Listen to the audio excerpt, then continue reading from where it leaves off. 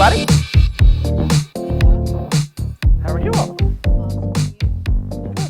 How's the market? Market is good. The market is moving. Who says a skill-based market? Keisha. Awesome.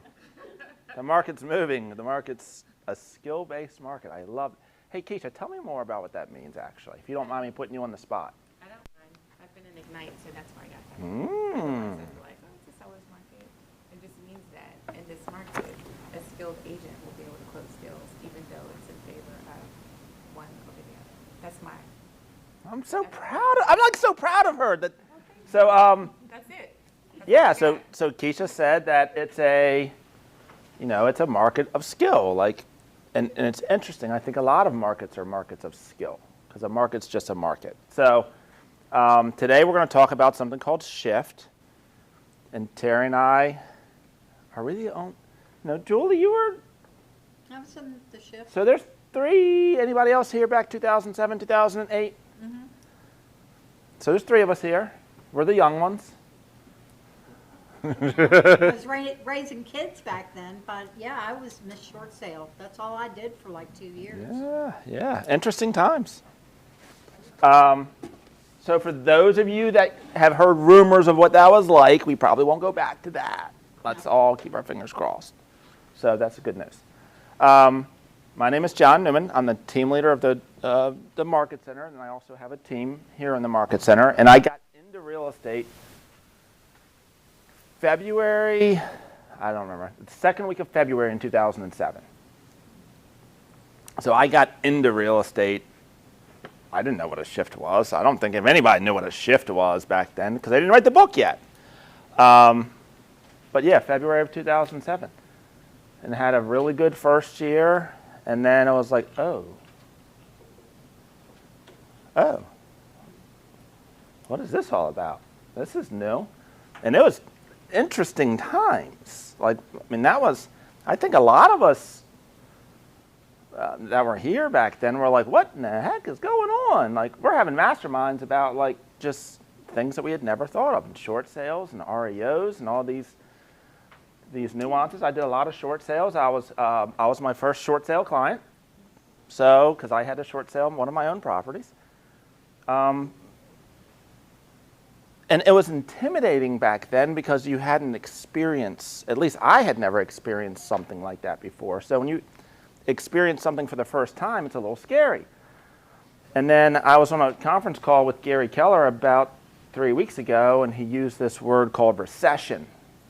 And I'll be honest with you guys, like that first 30 seconds, like I was like PTSD. Like I'm like, oh dear gosh. Like, because I remember, and you all can look it up, it's public knowledge, like my house is in foreclosure, like I'm doing loan modifications, like. Opportunity. Yeah, well at first it was PTSD. And then the second thought was, I know what to do. I've been through this before. I know exactly, it is a great opportunity. And because I'm way more prepared for it this time, I know exactly what steps to take to not only like get through whatever is going to happen, I'm actually kind of looking forward to it in a weird way because I'm prepared. And I know that some people are not prepared, so therefore, that's where the opportunity comes in. So this is called, it's the shift series. So just to give you all an idea, there's 12 shift tactics.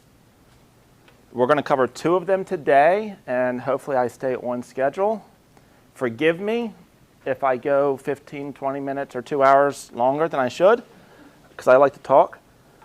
But I'll try and keep it right on time. I have a really big clock back there because as I get older, like I can't see as well. But once again, it's 12 shift tactics. We're going to cover 2 of them today. And then I think next week we're doing another 2 tactics. And then the next week we're doing another 2 tactics. And we're going to keep doing that until we cover all the tactics. With the idea that those of you that have not experienced a shift in a market will be prepared just like we are. So it's nothing to be worried about because you're going to be prepared. Is that fair? Cool. All right, so I'd like to keep this somewhat entertaining as much as possible, and crowd participation as much as possible. We have somewhat of a small group. We might have some people online, so for those of you online, DJ Jeff, Jazzy Jeff in the back will be monitoring, if you have any questions or chat or anything like that. Tell them to put something in the chat. But yeah, just drop something in the chat and Jeff will help you out. If it gets really quiet, I will pick on somebody. So I'm just warning you right now, if we don't get enough participation, I have no problem picking on somebody. All right? All right, let's dive into it. So shift tactic number 1 is mind over matter. Everything starts with mindset. Getting mentally prepared. And I think not just in a shift, but just business, life in general, I think mindset's the most important thing. So we're going to spend about 45, I'll try and do about 40 minutes. We have an hour and a half. I'll try and do 40 minutes, have a 10-minute break. Did I add that? 5-minute break, and then come back for the second section. Because I'm drinking water as I'm here, I may need a small break. All right. So here's the things we're going to cover. Perspective on the market, an opportunity mindset, like Julie said. Master your skills. It's a skill-based market. Install key systems and get in the game. Get in the name, get ready for action. Because now is the time. All of the wealth in the United States is created in periods of uncertainty. So when things are uncertain, that's when money and opportunity is made. So that's why you all should be looking forward to this. Warren Buffett made a ton of money in the last shift. He was bailing out banks. Banks were coming to him saying, we need to borrow money. And he was like, okay, hey, I'll buy shares in your bank for 10 cents on the dollar. And I don't remember the exact numbers. But he was buying shares of banks or bailing out banks for pennies on the dollar. And then when the banks turned around, he just sold the banks back to the U.S. government. Pretty nice to be in that position. All right, so how's the market? A couple of things to just keep in mind. It doesn't make a difference. The market's the market. People need to buy and people need to sell. Does everybody agree with that? Unless there are no sales that happen, we're fine. Our job is just to get our unfair share of the sales that are available. And I don't know the exact numbers, but in 2010, that was pretty close to 2009, 2010 was pretty close to actually like the bottom of that shift. And there were actually about 4.5 million transactions that occurred that year, which actually equated to about 11 sides per agent. Anybody want to know how many sides there are per agent right now? It's less than 11. I was going to say, it's not that high. Yeah, it's less than 11. So here's the crazy thing. There's actually more opportunity in 2010 per agent than there is now. Because there's a lot more agents in the business now. What happened in 2007, 2008, 2009, agents started to get out of the business because it became a skill-based market, and they were not prepared. So, but people still needed to buy or sell. So fewer agents, you still had 4 million transactions, which means that the agents that, and Gary Keller talked about this in the shift road trip that he took, first you survive and then you thrive. So the key is to stay in the game when everybody else is getting out of the game, and then you just gather market share.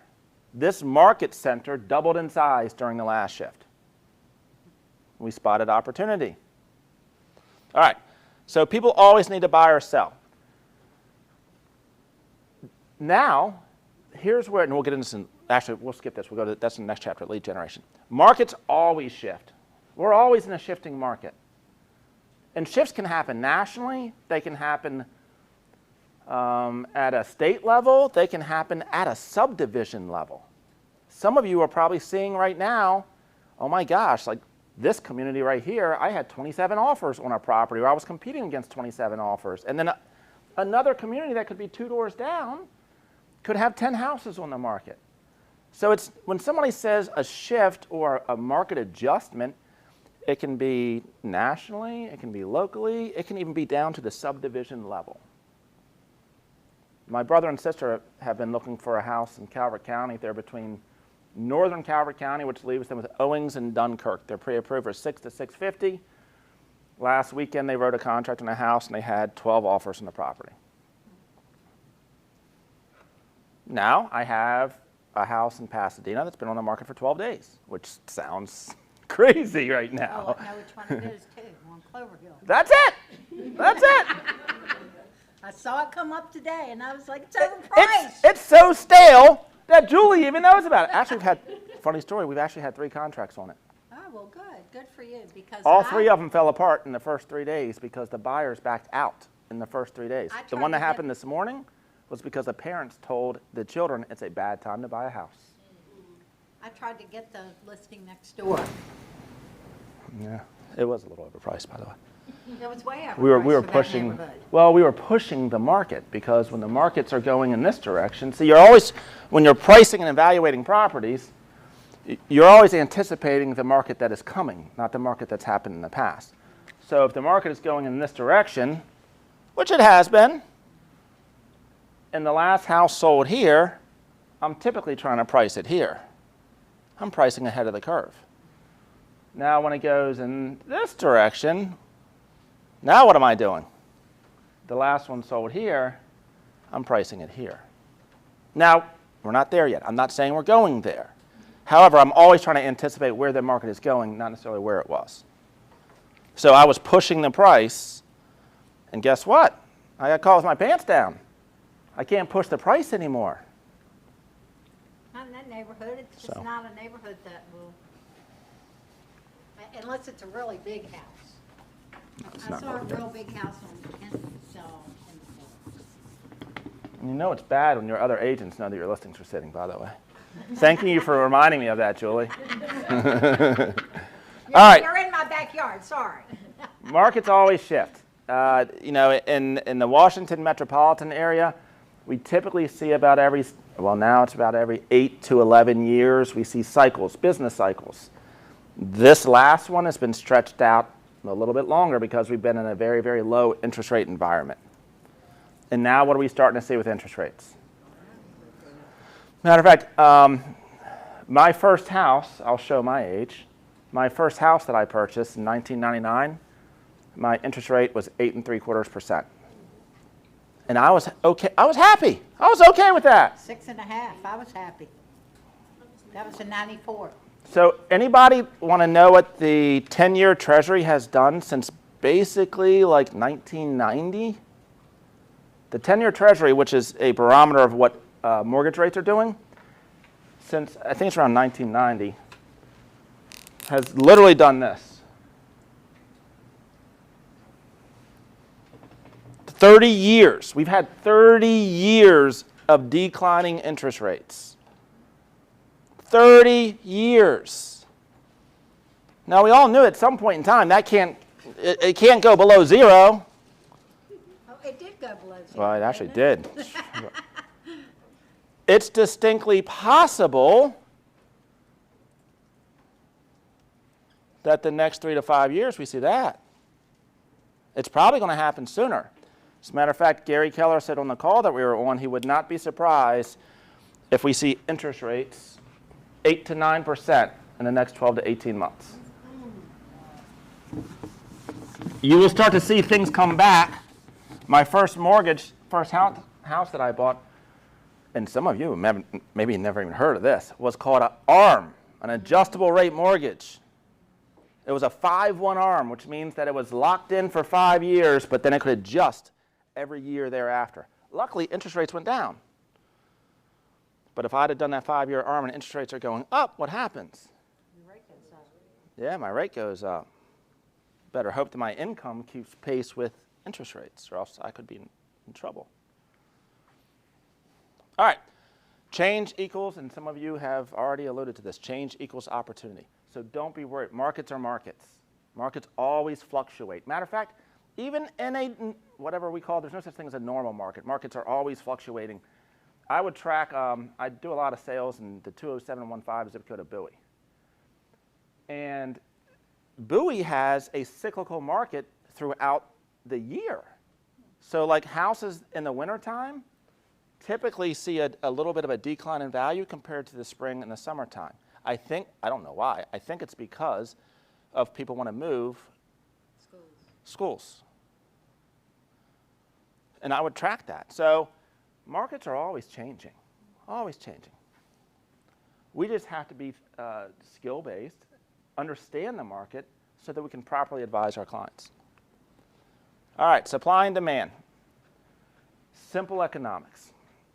I'll make a recommendation. I do it with our team. I recommend that each one of you, you don't have to get a degree in economics, but every morning, finance.yahoo.com, just read the headlines. It'll give you a high-level view of what the economy is doing, what interest rates are doing, what the job market is doing, what Russia's doing, what the financial markets are doing. Just read the headlines. Take 15 minutes because people will ask you questions about what is this doing? How is this going to impact things? Finance So, what? yeah, finance.yahoo.com. I was going to say read the Wall Street Journal, but who reads newspapers anymore? But finance.yahoo.com. Very, very easy. Mortgage News Daily. You can subscribe to they'll send out like a daily report. Is it Mortgage News Daily, Trevor? They have an app, too. It makes it even easier. So you'll just get an update every day on what things are doing. So supply versus demand. Does anybody in here have questions about what that is? So if demand stays the same and supply increases, then values will come down. If demand increases and supply stays the same, prices go up. So that's what we've seen the last 10 years, basically. And we may continue to see that. That's the one thing that's going to be interesting about whatever we go through the next shift is I don't really foresee the supply of houses actually increasing that much. And I've got a couple different reasons for that. One, and Gary Keller talked about this, 2007 or 2008 to 2012, builders didn't build new houses. A lot of builders went out of business. So there's a shortage of new construction that was built during those timelines. But there's two other factors that a lot of people are not talking about that I foresee. Actually, there's three other factors. One is baby boomers. The largest demographic segment, which used to be the largest demographic segment of our population. And I think baby boomers were people that were born between like 40 and 57 or something like that. 63, 64, 40, something like that. 40 something to 60 something. That used to be the largest demographic segment of our population. So those people now are anywhere between 60 and 80 years old on average. My theory is a lot of those people are out of the market. So baby boomers control 40% of the real estate in the U.S. My father-in-law, for instance, moved in with us. He never has a house to sell. He sold his last house. My father has already bought, in his own words, the last house he'll ever buy. He will never sell another house. Now, some baby boomers may buy a second home, but they may not buy. The house that they've lived in, they may have already purchased that quote-unquote last house. I'm not quite a baby boomer yet, or I guess I never will be, but we bought the last house that we bought. My bedroom's on the main level. I bought it with the idea. My father-in-law built an in-law suite. The next place I go, I told my wife, is in the dirt. Like I'm only 50, and I consider myself to be out of the market for selling a piece of real estate. Well, if 40% of the or 40% or the baby boomer generation owns 40% of the real estate in the U.S., and if they decided they've already made that last purchase, or they've decided they're going to stay in their house, that's a lot of real estate that may not come back on the market. So that's just a theory that I have. The other thing that we've seen happen, and some of you have probably heard this, people that were thinking about selling, interest rates became extremely low, and they decided to put an addition on their house, remodel their house, do something to their house to stay in their house. Maybe they couldn't find a house because there was such a shortage of supply. So now they've locked in an interest rate of 2 3/4 or 3.25%. They've made improvements to their house to make it the house that they want to stay in. Those houses may not come back on the market, because who wants to sell a house that I just made all these improvements to, where my interest rate's 3.25%, to buy a house where my interest rate's now 5.25%? So those houses may not come back on the market. The other thing that we didn't have during the last shift is we didn't have this thing called Airbnb, VRBO. There's a lot of people that have low interest rates on their house. They don't want to sell because they're better off becoming a landlord. So we didn't have these tools during the last shift, so I don't think the supply of houses will ever come back to like some crazy number. But I do believe that buyer demand could potentially decline because housing becomes less affordable. So market shift is just a way of life. It's just understanding it. It doesn't impact your business whatsoever as long as you understand it and understand how to take advantage of it. People buy and sell in all markets. Down markets tend to have fewer great deals, and those that are sell faster. So yeah, you'll probably find more deal flow. 2010, I know a lot of people that are investors now. There's this thing called hard money. 2010, you couldn't find hard money. Nobody was giving you a hard money loan. Like, it just didn't exist. You'll start to see some of that as things slow down. That will dry up, or the hard money lenders will want more skin in the game. So you'll start to see fewer and fewer investors. All right, a shift requires different strategies. Adopt an opportunity mindset. Seek only motivated buyers and sellers. I think this is an important thing. Do you need to sell, or would you kind of like to sell, maybe, possibly, kind of, sort of? Do you need to buy, or you kind of want to buy, you want to test it out, see how it's working? So you want to find the motivated, basically. Now there's I'll give you all three tips of people that are, or at least two right off the top of my head, that are very, very motivated sellers. Divorces. Like, people go through a divorce, they're pretty motivated to sell that house. And then estate sales. Julie, you do a lot with estate sales. Estate sales, by the way, guys, is the gift that will keep on giving for about the next 20 years. Why? Baby boomers. What happens to them? They die. So baby boomers control 40% of the U.S. real estate. And the average age is between 60 and 80. What's going to happen over the next 20 years? 40% of the owned real estate is going to what? Turnover. And then we'll probably have an excess supply of houses. So we could be in for another shift 10, 15 years from now, because all these kids are inheriting these houses, and what are they going to do with them? Sell it. They're going to sell them. Yeah. Good business to get in, by the way, would be like the junk business, the hauling business. Buy a dump truck and just ride around houses and say you'll get rid of all their junk, because you're going to have a lot of junk lying around. So price ahead of the market. Don't chase the market. So if you think about it, when you're looking at comps for a buyer or a seller, what has closed is what is behind the market. What is pending is still behind the market. What is active is where the market is right now.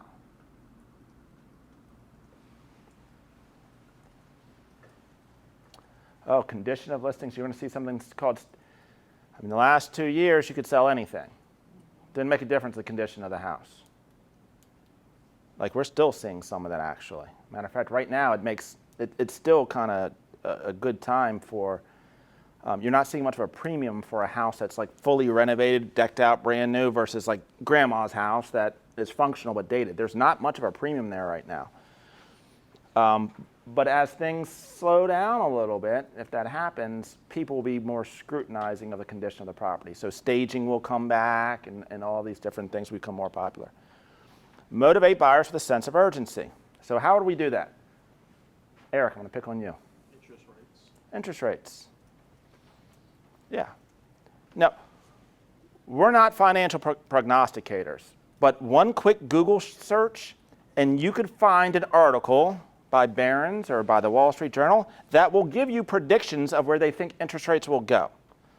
So Mr. and Mrs. Jones, if interest rates are at 5.25, in this article by this top economist thinks that interest rates will go here, the cost of waiting is going to cost you a lot of money.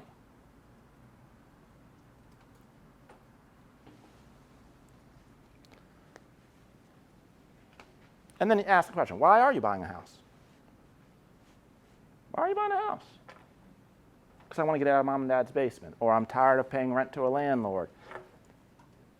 People make decisions based on pleasure or pain. Find which one it is. Sell the pleasure.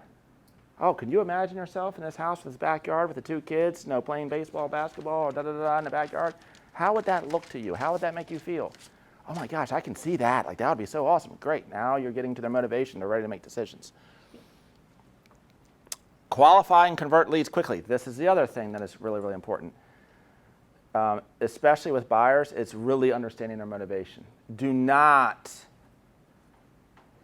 work with buyers without doing some sort of buyer consultation. Trust me, trust me, trust me. Or else, I mean, it's been hard working with buyers the last 2 years anyway, so you're probably somewhat used to it. But the last thing you want to do is be showing a buyer houses for 6 months and they're not writing contracts. And a lot of that, the expectations can be set up in the buyer consultation. Either do it in the office, do it via Zoom, walk them through the market, what the market looks like. Oh, bulletproof your transactions. So this is important. And here's the other downside to any type of shift. It has nothing to do with the market. Well, it has everything to do with the market, but it really has to do with an agent's cash flow. So if you take a listing today and it goes on the MLS tomorrow, in theory, how long is it before you get paid? 30 days. 30 days. Right now. So you're turning over money fast. Now, you're working with a buyer, it could be a little bit longer. But a seller, I take a listing, I'm getting paid in 30 to 45 days. What happens if you start to see more contracts fall through? Longer. Yeah. Or if houses sit on the market for 3 weeks, which still is amazing, or 4 weeks. So what happens to our income? Takes longer to get. Yeah, it takes longer to get. So we need to have more business in our pipeline. So what you should be thinking, we just updated our spreadsheet. We're forecasting now that only 70% of our transactions will actually make it to closing. Because agents can get, we saw this happen back in the last shift, especially with short sales. Like, oh my goodness, I got 5 short sale listings. Like, all of them went under contract. I'm going to get paid, and then they all fall apart, and then we don't get paid, and then we have to go get a job. So understanding the cash flow and how quickly what your pipeline looks like is critical right now. So in the past, if I needed 2 closings a month, and let's just say that to meet my goals, and let's just say that I'm listing focused, I need to take 2 listings. Like, it's pretty easy. Now, you have to forecast that things are going to fall apart. So now I might not need to carry 4 listings at all times to still get to my 2 closings. You're going to have buyers, for one reason or another, are going to back out. They're going to say, I'm done with this. So the amount of people that you will need in your pipeline will probably need to be at least 2 times of what you're used to it being, which means, and this is what the next one's going to be on, we're going to need to double down on lead generation. So we need to understand and pay very, very close attention to our pipeline. So I'm going to teach you all something that has nothing to do with a shift, but I think it'll be very, very valuable. If you're looking at an agent's cash flow, is it easy to predict your cash flow in the next 45 days? Why is that easy, Julie? Because you know what's going to close. Yeah, because you have pendings. Whatever's pending is probably going to be my cash flow in the next 45 days. How do you predict your cash flow for 45 to 120?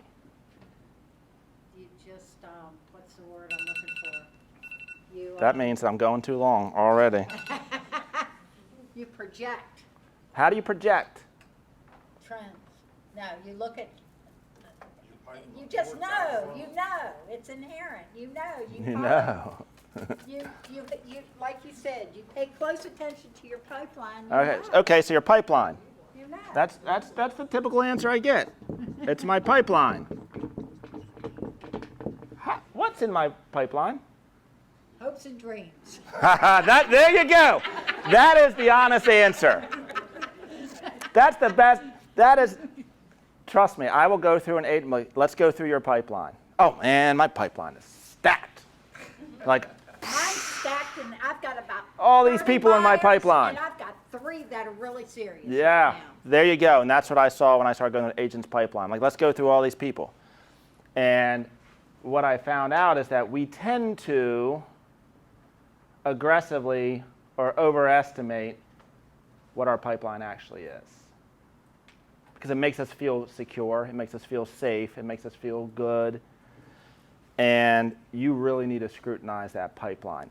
What we decided to add to it was to take it to another level and say, it cannot go into your pipeline unless there is a listing agreement signed or there is a buyer that is pre-approved and has a buyer broker agreement.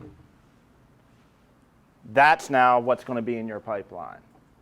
Everything else we'll call prospects. And what I found when I went through agent's pipeline, well, this guy told me he's going to sell. Like, he likes me. We had a great presentation. We're good. Do you have a listing agreement? Well, no, not yet. But he's still 30 days away from listing with me. Well, how do you know that something's not going to change? Oh, because we're good. We vibe, man. Like, we hit it off. If it's not signed, it doesn't exist. So buyer said, oh, are they pre-approved yet? No, but they're going to be fine. They both got great jobs. Like, I know that they want to buy a house. I know that they're going to work with me, like, because they told me. Anybody in here ever done that? Mm-hmm. Oh, yeah. You're on a list with me, and then you ride around the corner, and someone else signs up there, and you're pissed. Agent on our team, by the way, and I'm not going to mention any names because I don't want to pick on him. He came to me like no, it wasn't Eric. He came to me like 2 weeks ago, and he was really, really upset. And I'm like, what's wrong? Like, he's really down in the dumps. You won't believe what happened. I'm like, I probably will, because I've probably been through something before.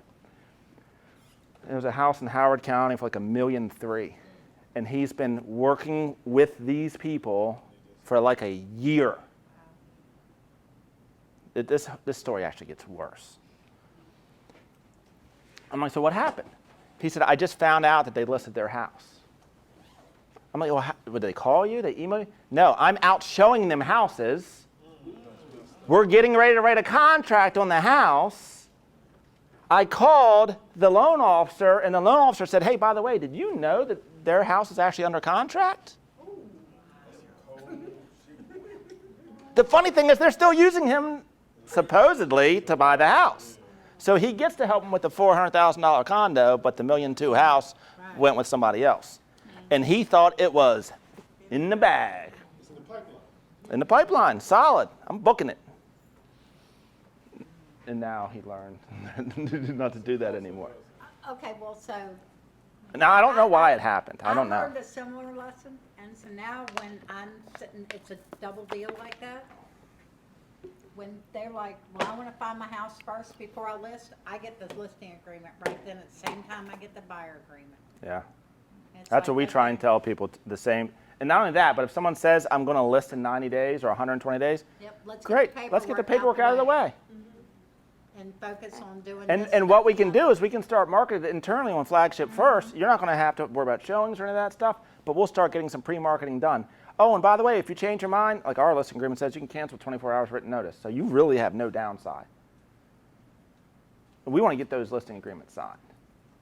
I don't care if you want to sell the house next year.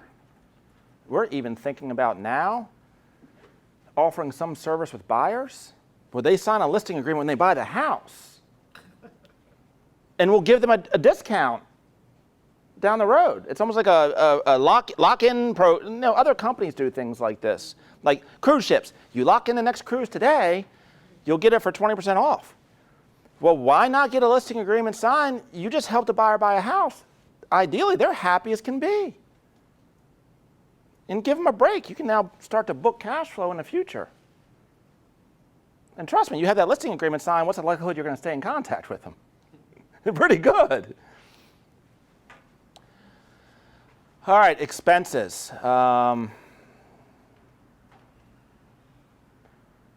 I would say every one of you should just start evaluating your budget. If you don't have one, do one. And start looking at things that you can cut. Worst case scenario, you just saved money. But start preparing now. Because if it becomes where it takes longer, you need to have that nest egg. So most of us in here probably have Hulu, Netflix, Vudu, Peacock, Google TV, Apple TV, cable TV. And truthfully, like all of us have things that we can cut. The easy way to do this, and it will be horrific if you haven't done it, trust me. Go to your bank account statement, your credit card statement, whatever you want to do, and print out the last 90 days. All of it, 90 days. And literally go through that and start seeing, where do I spend my money? You will be really, really upset with yourself. Like Chick-fil-A, I should own that sucker. Like, my daughter wants to work there because she loves Chick-fil-A sauce. That's the only reason she wants to work at Chick-fil-A, because she loves it. And trust me, those little canisters. I know Bill Johnson. The funny wants thing is, to. you ever see what happens in Chick-fil-A sauce when it sits on a dish for a while? It turns into like plastic. Yeah, there's actually an expiration on it. It's nasty. I don't like the stuff. I think it's gross. My son loves it. Just put on Chick-fil-A, so usually has Well, I know Bill Johnson, he owns 2 Chick-fil-A's. You're in. Yeah. So, once again, if you start now and start looking at things that you can cut, if everything remains the same, you're good. But you don't want to be caught in a situation where it's not good. So start preparing now. Gary Keller says you're always preparing for the next market. Right now, are we in a shifted market? Does it really feel that way? It doesn't really feel that way yet. Like, okay, a house sits on the market for 2 weeks, like big freaking deal, like, you know. But what if it does happen? I'd rather be prepared for it. So we're evaluating all expenses and saying, what can we cut? At the business standpoint and personally, what can we cut out? Putting off major purchases. This is the other thing you'll start to hear. When the news gets, the headlines get like, oh my gosh, people start making second guessing. Is now the time to do that? And we're starting to think that way. Maybe now's not the time to build that 2-car garage. Well, if I'm thinking that way, then other people are probably thinking that way as well. Oh, this is the other challenging part. Doesn't happen right away. As markets go up, what happens? A lot of agents get into the business. So if this shift happens, you may have a period of time. They're forecasting right now, like last year, I think we actually had like 6.2 million sales, like across the country. We're forecasting about 4.5 this year. That's about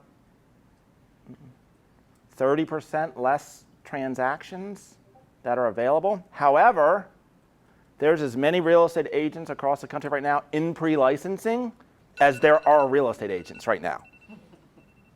So there's a lot of agents getting into the business, but yet there's fewer transactions. Oh my God, I've worked harder for my listings over the past 4 months, I guess, than I have like in the past 2 years.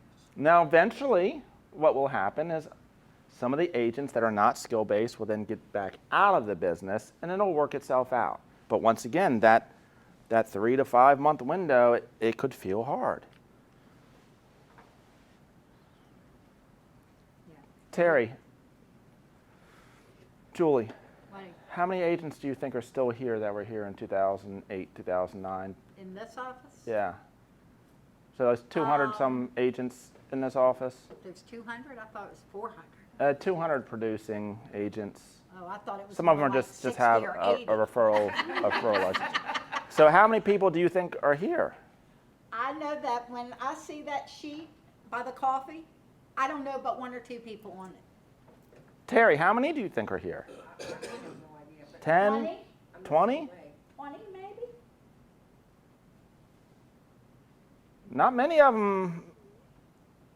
My mentor, when I started in the business, is not in the business anymore. Like the last shift, like there's a lot of people that I don't. Now, once again, that was catastrophic. That was like a 100-year storm. I don't think that will happen, but you will see more agents get out of the business. How many of us came over from Crossroads?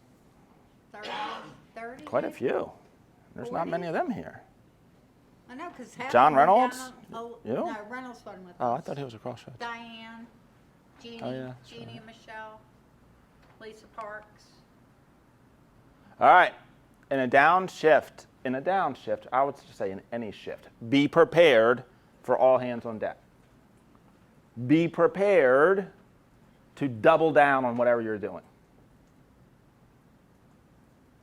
Whether you do it or not, it's up to you. But if you prepare yourself for the worst case scenario, and it doesn't happen, then all you did was did more business anyway. That's not a bad thing. But be prepared. So a lot of, once again, just like with buyers or sellers, with agents, it's setting expectations. With sellers, for me, like, or buyers, like my wife would tell you, I'm a horrible real estate agent because I make the whole process very, very depressing. Because true story, when we bought our house, I told my wife and kids, you cannot get excited until about 3 days before closing. So my wife and kids, but we are going to prepare for as if we are moving. However, do not get excited until about 3 to 4 days before closing. Then you can get excited. And all along the way, like my kids were like, well, are we going to move because I like the new house? And I'm like, don't know. We'll know about 3 to 4 days before closing. And 3 to 4 days before closing comes, and I'm like, hey, guess what, guys? We're actually going to move. And by that time, they were like, well, you done ruined it for us now. So with buyers, I tell them right now, do not get excited. You're going to want to get excited when you get a contract accepted. Then you're going to want to, well, actually, you're going to want to get excited when you get pre-approved. Then you're going to want to get excited when you get a contract accepted. And I want to say, no. We got to get through a home inspection. And then you want to get excited. We got to pass that. No. We got to get through appraisal. Okay, now can I get excited? No, you don't have loan commitment. Well, shit, that's like 5 days before closing. Sellers, I'm the same way. Do not get excited until about 3 days before closing because we have to go through these hurdles. And every hurdle we cross, it's a little bit more. So I make the whole process miserable for them because I'm trying to set expectations of what can go wrong. So that way, if it does go wrong, I can say, yeah, remember we talked about that? So we actually say it's like a 50% chance probability that you'll make it to closing at the time a contract is accepted. It goes to about 75% once you get past home inspection. It goes to about 80 to 85% once you get past appraisal. It goes about 90 to 95% once you get past loan commitment. But it's still only 95% because, God forbid, things can happen. I literally had a client tell me, and I think we had gotten all the way past the appraisal, not the loan commitment, and it was a buyer, true story, and God told them that they should not be buying the house. And they needed it out of the contract. So you can never book it until it's done. Prospecting, here's the other thing that will happen. And a lot of us, when times are good, people call us. Hey, I want to buy, I know you're in real estate, I want to buy a house, or I want to sell a house, or I want to That doesn't happen as much because the media starts to say how horrible everything is. So the number of people that are just organically reaching out to us saying it starts to slow down. So we have to do other things that we may not have been accustomed or used to doing in the past, which is called prospecting, and we all don't like that for the most part. So your role, have a plan, know what you should be doing all the time. Track everything, finances, budget, where's my business coming from, what's working, what's not working. Like hold our expenses, and if we have any business expenses or we're paying money for leads or something like that, hold everything accountable. Know your strengths, leverage them, and execute and delegate tasks you do less well. Because what's the number one thing that we could be doing that brings us the most amount of money per hour? Prospecting, finding business. So I need to spend more time doing that and less time doing things like designing flyers. Now, when this happens, once again, Gary Keller says, first you survive, then you thrive. Markets go, markets get tough, agents get out of the business, markets then go back to being amazing, and there's fewer agents, so you gather market share.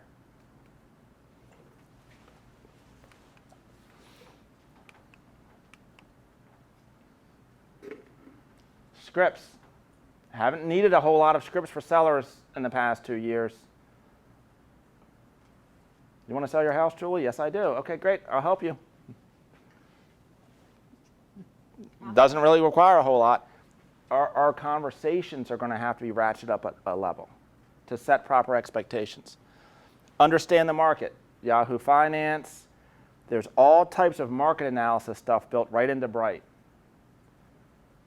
Start to look at that. Pay attention to what markets are doing.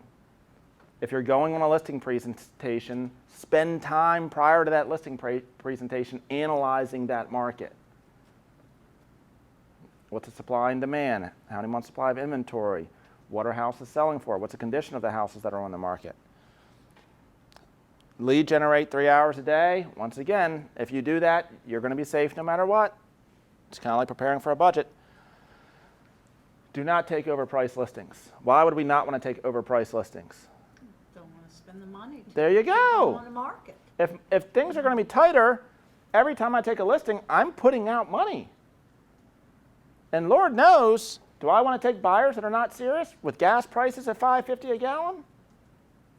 No. So work with motivated people.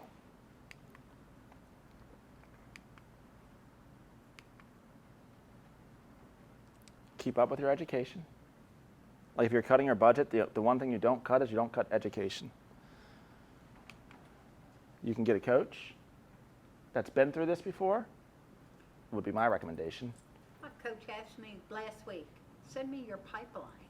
And then you mentioned it, and it's like, oh, aha moment.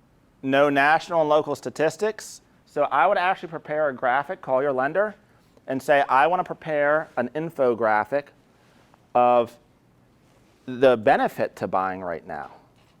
If interest rates are 5.25%, and if interest rates were to go to 8.75%, what would that look like? Have your lender put something like that together for you so that you can share it with buyers. Here's why you want to buy now. Boy, it's really mad at me. Sorry, guys. Look, mass don't start till 7. Keep going. Know your numbers. We should know this at all points of time, but we should really know it during because we have to be able to talk the language of numbers when we're talking to sellers and buyers.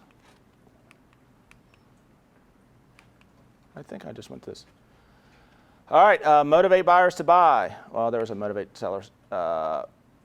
We talked about this. With sellers, understand the market. Just be factual with them. Here's where the market was. Here's where the market is.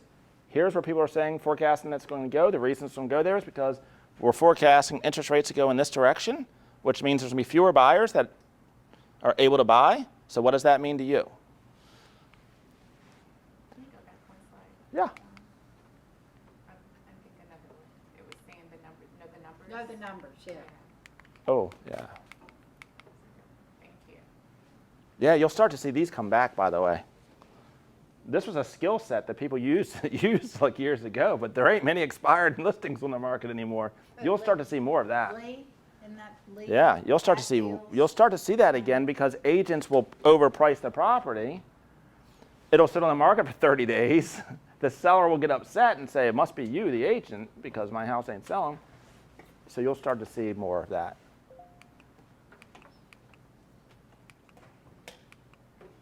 Thank you.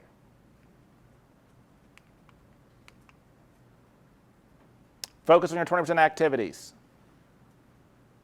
Lead generation. Increase accountability. Find an accountability partner in the office. Like, share your pipeline with them. Like, that's an amazing experience. Say, okay, here's what's in my pipeline. Like, have somebody else review your pipeline for you. Because they're not emotionally attached to that pipeline. They'll just call you out right on it.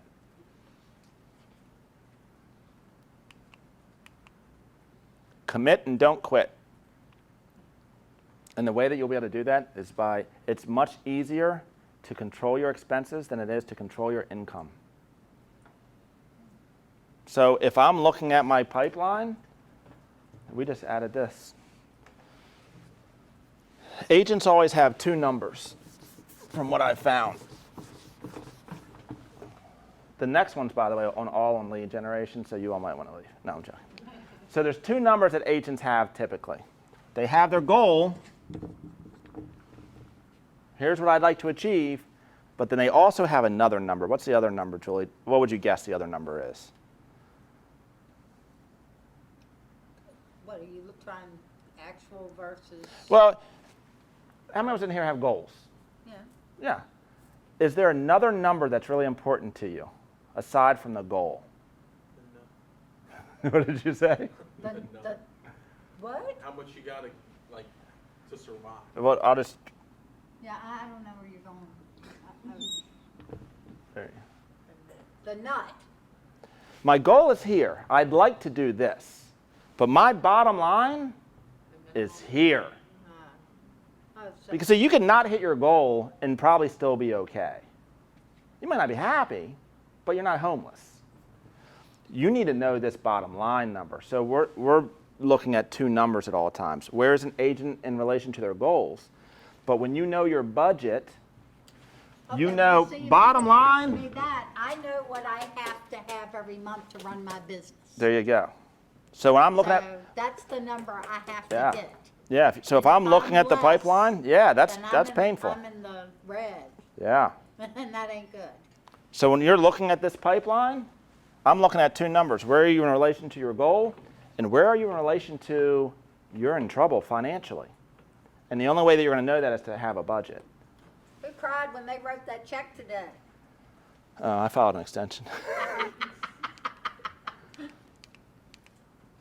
I was fortunate that I did have the money.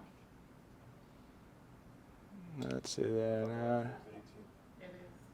And by the way, we have plenty of these books downstairs if you want to read the book as well. And I believe it's on Audible as well, if you're an Audible person. What about the slides? Can we find the slides anywhere? Actually, yes. All of these slides can be found on KW University. KWU. Yeah, you can find all of these slides on KWU.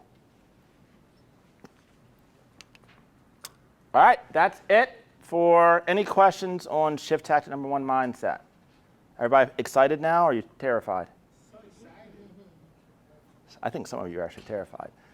Like, oh shit. I picked a great time to get into real estate, didn't I? Trust Well, me. you can leave. It's okay by It's me. it's the best time. Trust me, guys. Gary Keller started Keller Williams in a shifted market. I got into real estate in a shifted market. It's a great time because if you can make it in a shifted market, everything else becomes easy. So we talked about some of this. We'll go in a little bit more detail. I thought chapter 2 or tactic 2 was lead generation. It's actually expense management. So we'll probably go through this relatively quick. The most important thing you can do with expense management is to do a budget. Like that is the number one thing that you can do because then you know where your expenses are. You can look at what do I need to cut or what can I cut. And the way that you look at that is it a want or is it a need? Like, is it a want or is it a need? And maybe you tend to put off some of these wants and you focus on the needs. So, but we'll go through it anyway. All right, expense management.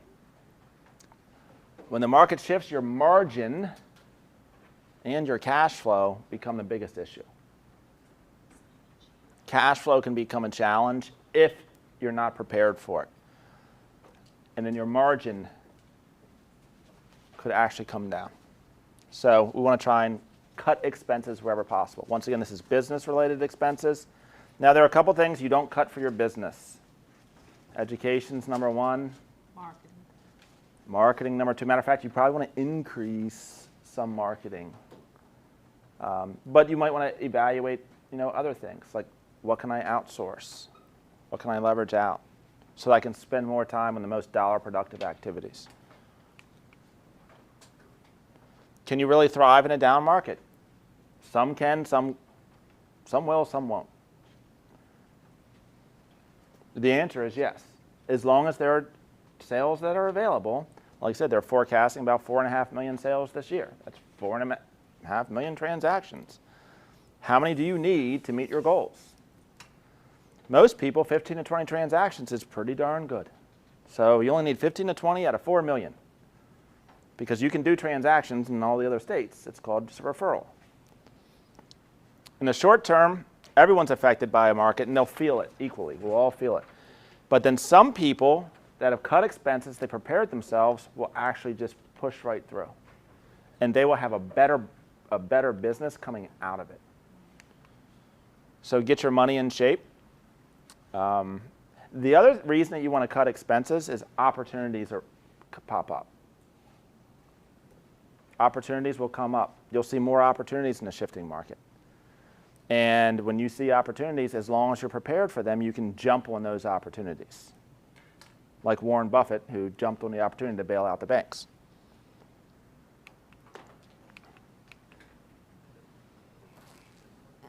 So here's 6 market indicators that you want to basically track. The inventory of homes. Are the days on market starting to increase? Are the number of pending sales going up or going down? You won't know this information, but we can actually pull it for you. The number of agents, is that going up or going down? Like we can pull data on how many agents are in our local market. Is production of agents and the volume of agents going up or going down? And are there fewer leads available? This is really critical. This is where I see most agents, like I'm worried most about agents from this standpoint. Because I see a lot of agents that were not prospecting based. They were kind of like, oh, I just work with my sphere of influence and everything is great. And what will happen is those phone calls will decrease. So if you needed 100 people in your database to do X number of transactions, you now need twice as many people. So how are you going to do that? Talk to more people. So statistically speaking,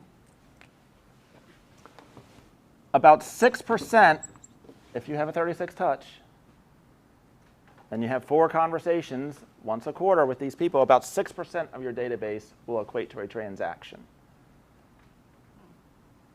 Statistically speaking. However, if you want to be ultra prepared for a shift, cut that to 3. Just over forecast or under forecast. And that means I need to add more people to my database. And there's a lot of ways that you can do that. But that's how I would be thinking right now. So it's interesting from a market center standpoint, or even from a team standpoint. We looked at cutting expenses, and it's like there's 2 ways that you can build a business. You can increase productivity from the people that you have, or you can add more people. Well, it's much more difficult to increase productivity for people that you have, so where do you focus? You focus on adding more people. Just like, no different than an agent. So we're looking at it and saying we're going to need more agents in our database. You all should be looking at, we're going to need more potential leads or buyers and sellers in our database. Track your income for the next 60 days. And be really, really critical about that thing called a pipeline. Is it a pipeline or is it a prospect? And then find a partner to call you out on that. Calculate how many closings you have and what your projected income are for those closings. Compare that against your floor, which is my monthly expenses of what I know I need, and then my ceiling, which is my goals. And then you should track this. Like we now are looking at our books every single week. Like we were tracking things every single week. You know, in the past, it might be once a month we look at everything. Now it's every single week because we want to be able to pivot and make changes fast.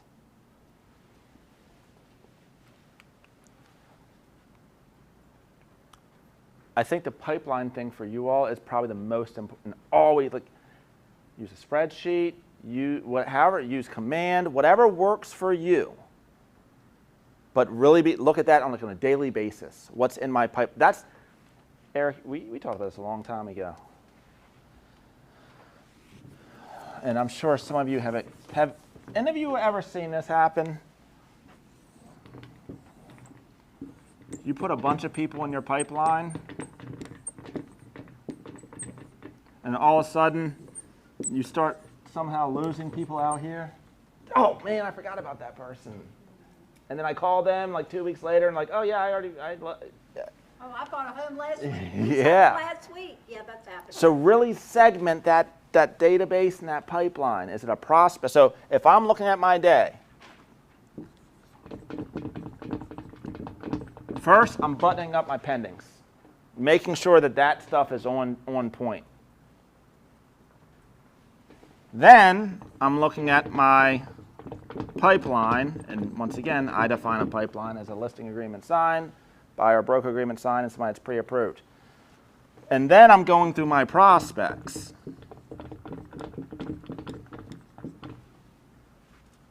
And the idea is these people feed to there, these people feed to there, and then I can go down to my lead gen or whatever you want to call it. But I'm segmenting these people so I know an order of operation because I don't want to lose anybody. And we've seen that happen so many times. So make sure that you segment your data however you want to do it. You can call it ABC, you can call it however you want to call it, but just make sure if there's fewer transactions that are happening, we can't afford to lose somebody because we forgot to follow up with them or one reason or another. So you want to button that up. And then you're looking at, based upon your cash flow, 0 to 45 is your pendings, 45 to 120 is your pipeline. Do you have enough in your pipeline to meet your monthly income that you need to achieve? And when you're evaluating this pipeline, so let's say that I broke down my pipeline, and let's just say that my monthly expenses are $5,000 a month. And my pipeline is 45 to 120 days, which is essentially what, like 3 months? 45, that's about 90. Yeah, about 3 months. So how much money do I need to have in my pipeline to meet my monthly expenses? If my monthly expenses, how much? 15. 3 times 5. Yeah. But no, make it 30. Because stuff's going to fall apart. So I should have probably 6 times what my monthly expenses are in my pipeline at all times. Ooh, somebody just said, oh dear. And I went through this with an agent 2 days ago. No, I'm good.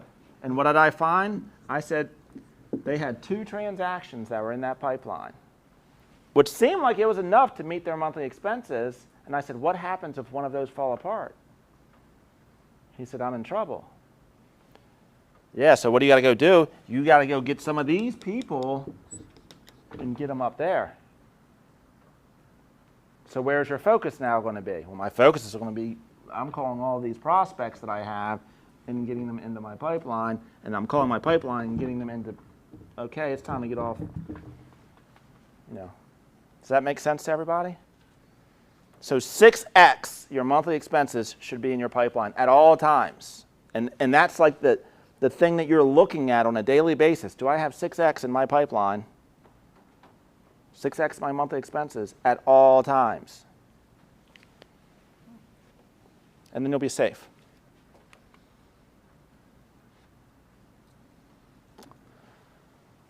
Take a hard look at your financial situation. Once again, this is a budget. You don't have to be like crazy about it. Like I'm not cutting like all of my Vudu, Netflix, Hulu. I might cut a couple of them out.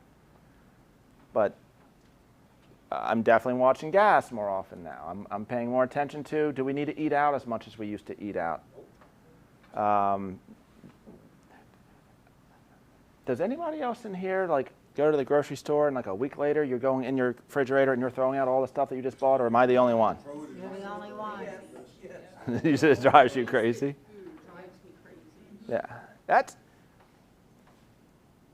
it drives me crazy too. And I'm paying attention to that now. Like, no, we're going to be eating salad for 4 days straight if we have to, No, that's why the Europeans because we want go to use this daily. stuff. They go to Yeah. market daily. Yeah, I So can't they do it. get what they need to eat for that day. I cut off my kid. I got 2 teenage kids, and they think that Uber Eats and stuff is free. I turned that off. Yeah, no, we're not Uber eating, Ben and Jerry's because you just have a craving for some ice cream. That's all going away. So all these little things that we tend to not to pay attention to as much before, I'm like, let's cut. I might bring back my mother was known for like the pot meals. I don't know. Like everything was made in a pot. No, I'm talking she had like a witch's brew pot. Like it was a pot. Now let me tell you. Like turkey soup, Okay, well. it was in a 10-gallon pot. When I get a turkey, I cook Oh, the yeah, turkey. this is my mom. I cook the turkey. That's my mom. Then I take the carcass and I boil that down. And then I either make, I usually make turkey pot pie, turkey stew, and turkey Oh my gosh. casserole out of what's left. Sometimes I'll You and my freeze mom the would get along turkey, so well. God bless her. and It's a southern thing. Oh yeah, so you were like the same thing then. Okay, we eat a turkey, then we have turkey sandwiches for 3 days, then we boil the carcass, make a turkey rice soup, and you're eating basically turkey for a month. No, you can freeze it and pull Oh, it she out. would do that. She would do that too. All right, I'll tell you all a funny story. So my wife and I first started dating, and my mom loved the big pot meals. Like everything was made. If she made She ever do the sauce, big pork like, loin with the sauerkraut? everything was in a big pot. So if she made spaghetti sauce or gravy, some people call it, like it was not. I mean, it was in like a cauldron. I mean, it was big. So this is in the wintertime. Nicole comes over, and I think we've been dating for like 6 months. And my mom says, Nicole, hey, could you go grab the pot of spaghetti sauce? And Nicole was like, no problem. Where is it?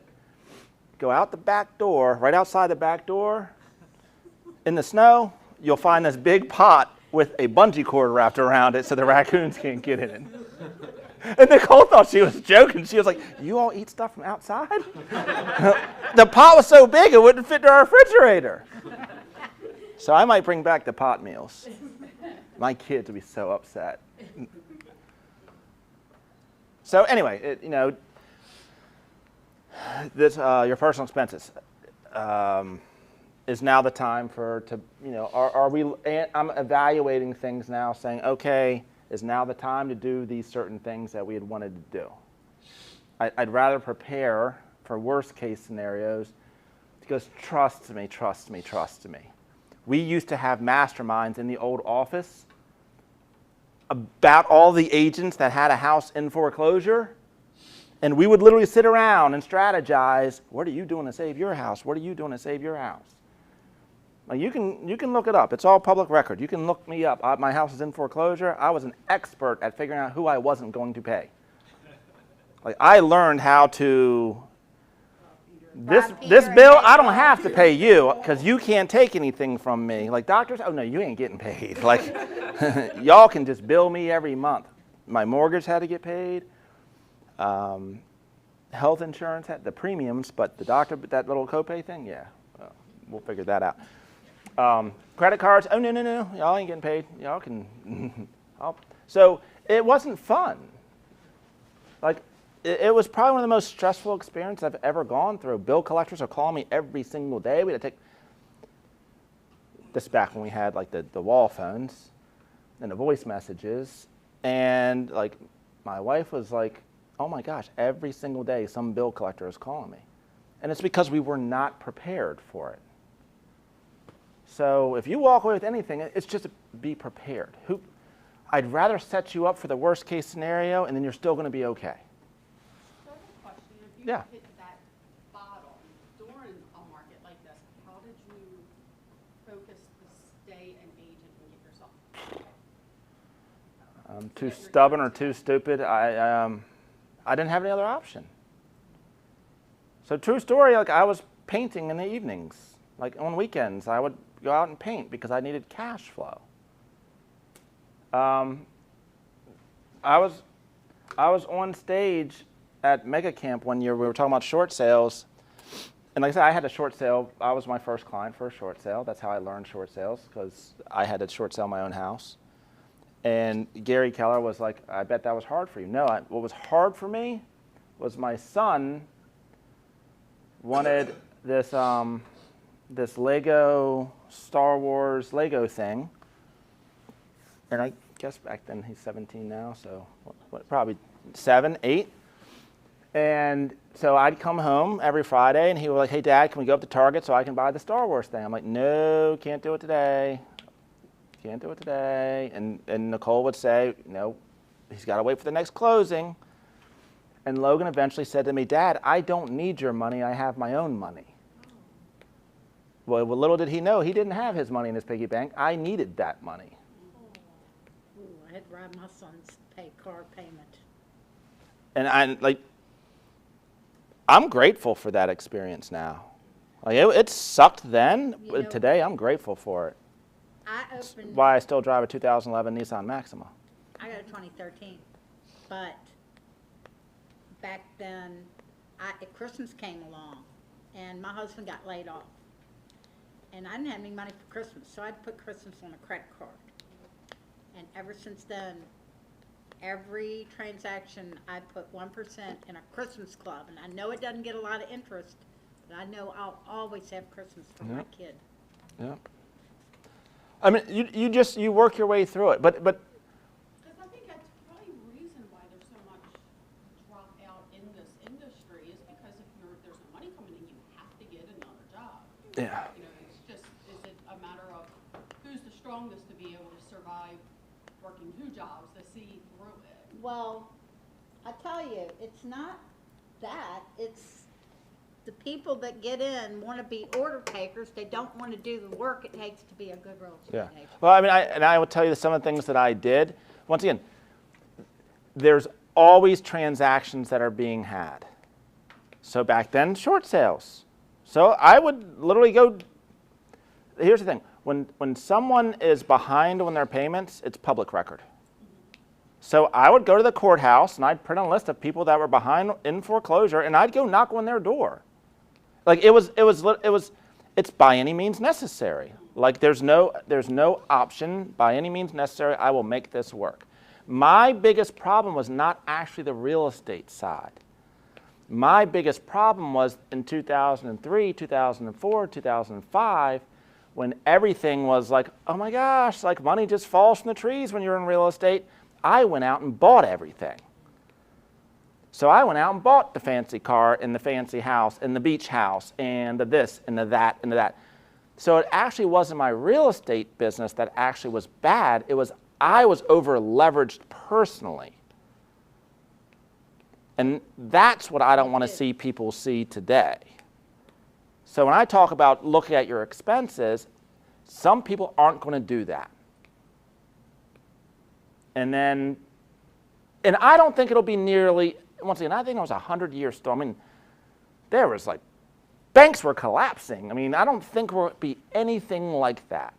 But I'd rather prepare as if, and then I'll know I'll be okay. So you keep that emergency fund Yeah. stock too. Yeah. Yep. Yeah. And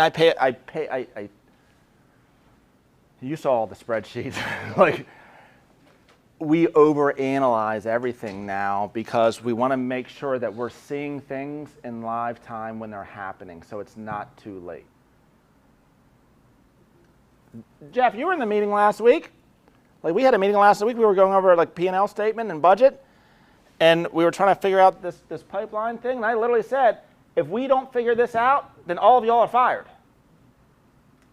Like, it was that serious because you have to pay attention to everything. From a team standpoint, we should be thinking it's all hands on deck for finding buyers and sellers. It's not just the agents. I don't care if you're an admin. All hands on deck to find potential business. So, 4:30. If anybody has to leave, I apologize. I usually run over every class I teach, and I'm sorry. Feel free. I want to finish, but if you have to leave, feel free to go. I apologize. And if you need, if you can't figure out those slides, we have your email. We can email them to everybody. You're welcome. And a recording of this as well. If you want to that. So when you go through this budget thing, when you print out your 90 days, you just categorize it. You'll probably find, for most people, it's food. Food, yeah, absolutely. It's food. And it's like, how did I spend this much money at Giant and this much money at Chick-fil-A? Yeah, because you need to go to Aldi's, not Giant. Yeah. So, food, entertainment, TV or cable, things like that. Like those little things that we don't, oh, it's only $9 a month. Only $9, like all that stuff adds up. Follow-up budget for your business. So once again, evaluate it. When you understand your pipeline, you understand your goals, you're basically looking at your expenses for your business. Now, there's some expenses you can't cut. You can't say, I'm not going to pay NAR. They're board dues. But what expenses do I really need this? Am I really generating enough business from this that it's absolutely necessary?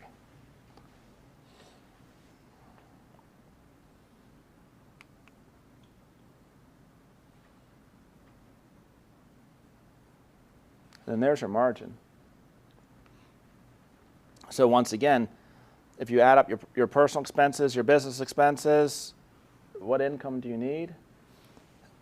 Put that into your pipeline, and then double it.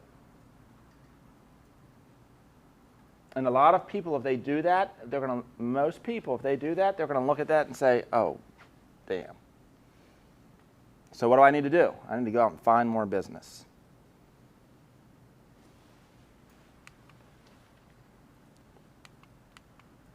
Cut the fat. This goes back to the budget once again.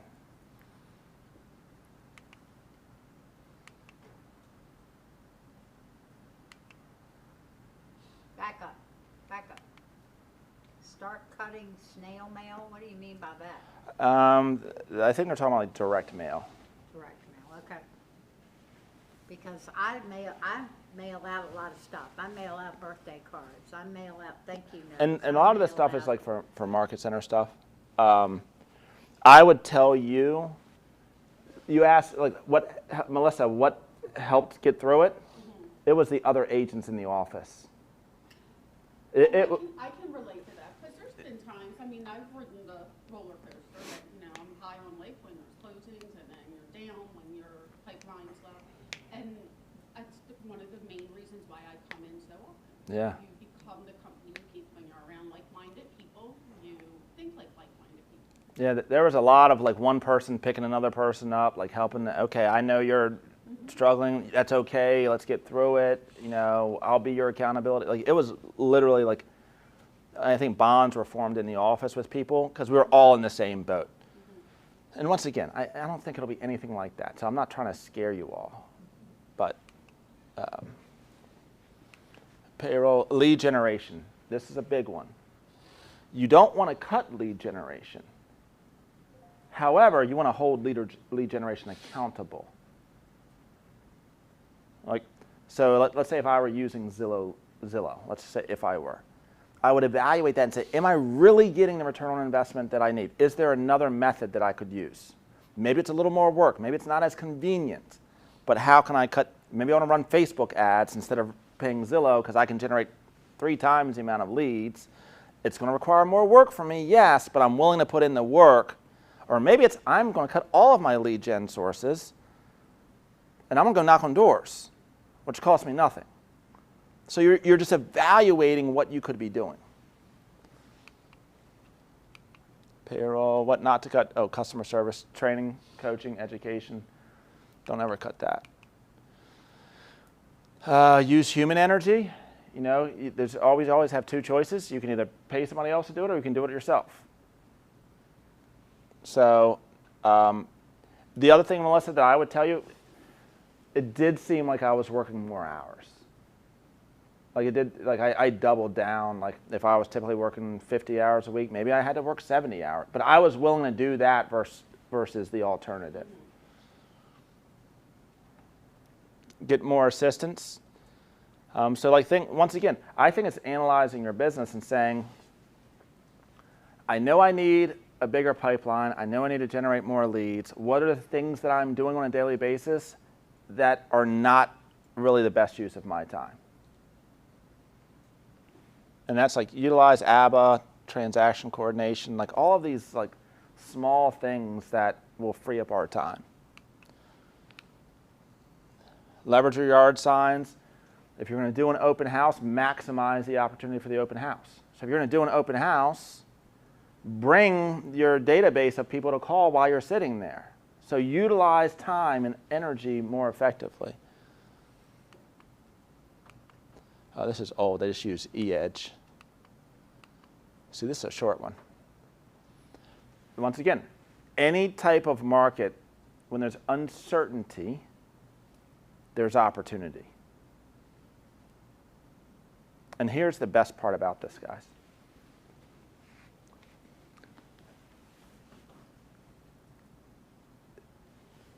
If you think about it,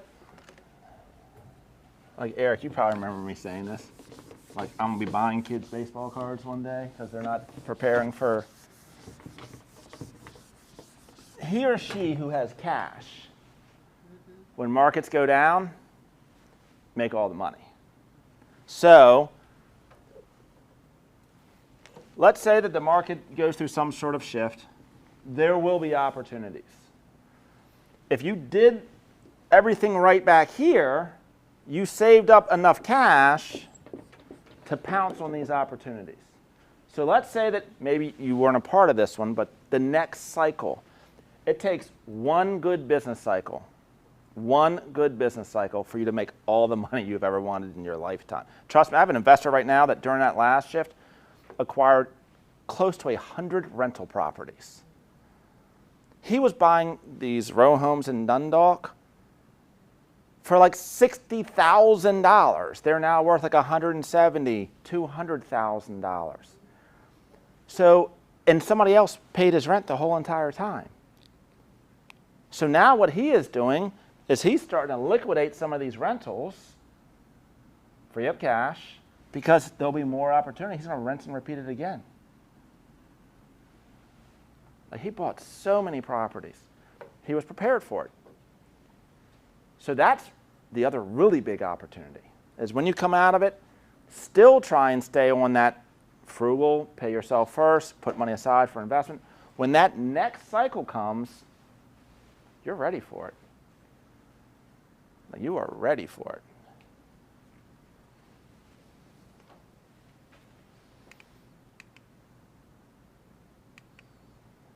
All right, that's it. This was a quick one. Wow, that was only 40 minutes.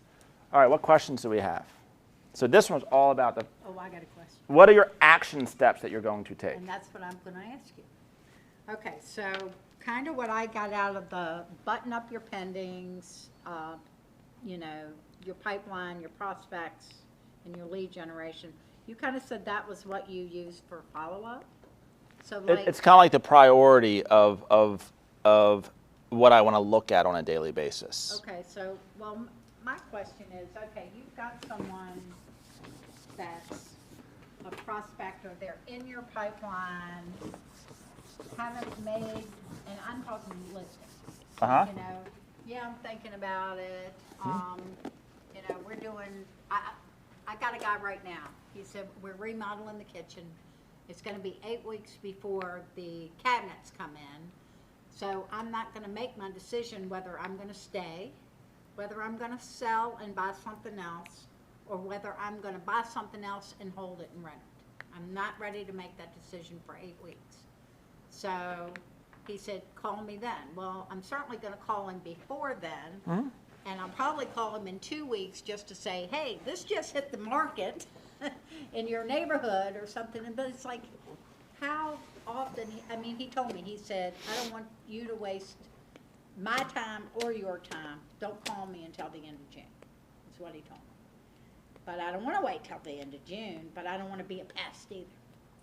And I don't have a listing agreement yet. So, I'm usually a relatively blunt person, and I don't want to waste your time, Mr. Jones, and I don't want to waste my time either. So my thought process is I need to either get him up or get him out so I can free up that mental energy. So then I'm going to boil it down to, so I understand that these cabinets are coming in 8 weeks. How do the cabinets affect whether or not you're going to rent, buy, or sell this piece of property? Just help me to understand that. Because they really don't. The cabinets are installed. Like, does that, like, what do you want to say? I love these cabinets now. I love the way that my house looks with these cabinets. I'm going to stay here. To me, in his kitchen, yeah. Yeah, so, well, So he said. if we you may love your stay. kitchen, are you going to stay? Yeah, he told me that. He said, we may decide to stay. Okay.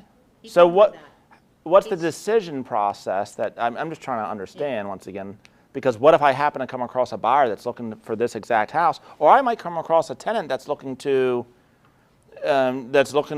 a house in this neighborhood. So I'm just trying to understand, like, should I approach you with these potential people, or should I refer them to another client that has a house down the street that's thinking about selling? And I would just try and have a conversation. And what I hear is I actually hear an objection. I hear an objection to basically try and, I don't know what I'm going to do, but let me just try and kind of get you, stop bothering me, Julie. So I try and isolate the objection. But I definitely wouldn't book him. He would be a prospect. He would not be in my pipeline. Yeah, he's not. Yeah. And by the way, don't ever pay attention. Somebody says they're going to sell their house 6 months from now. Don't ever pay attention to that. Or they're buying a house 6 months from now. Because life changes fast. We bought a house in October of 2 years ago. I had no intentions of buying a house, period. Like, truthfully, my wife wanted to buy a house. I was staying in that house until I saw the house. And then, I do want to buy a house. So if you would have called me, I would have said, no, I'm not buying. When you were talking about your funnel, you have all these prospects and they're starting to trickle out, and you don't realize that some of them, as they're trickling down, are trickling out, and you're losing them. And you're doing it because it's light, you're busy, and you just forget to touch base. What is your best practice of keeping in touch with everyone? Are you using, are you setting reminders or tasks, or are you using just like the 30 to 32 touch, 36 touch, just to keep them? Because like I always put everybody in my open houses, I tag them, I put them in smart plans, and I followed up the one day last week, and it was soul crushing when Bree come back and say, oh, we just settled. Oh, no, that's nothing. I talked to somebody in my, it was one of my Arundel I'm family. like, I'm kicking myself because that was an opportunity I lost, that my follow-up failed. So what is your best practice for follow-up? Yeah, So- that's what I'm trying, that So was my question. here's what I just know now, and I think it's happening more and more often.